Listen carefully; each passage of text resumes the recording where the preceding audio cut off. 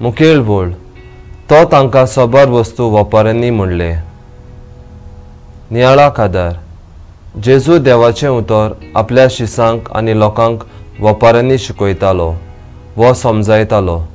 देखीक नेराची, वाट्या बियांची, सांसवाची, आमट्याची वो आयची वंप्यांची वपारींत 2 दिसाक मिसाचे बेटेंत देवाचें उतर वाचतना आमचें सगल्यांचें ध्यान मन ताचेर आसना. थोडीं आयकोता दिसतात पूण ताचें मन घुस्पल्लें आसता.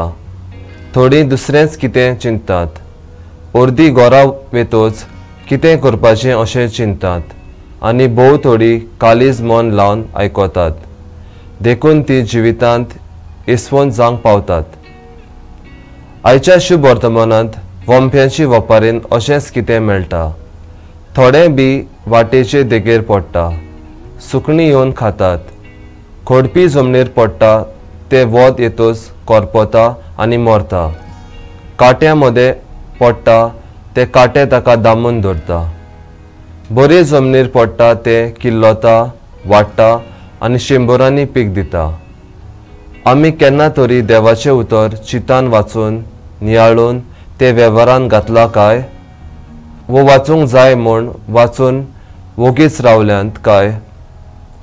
खरें म्हणल्यार देवाच्या उतरांतल्यान जायतें बरेंपण आमच्या जिवितांत येता.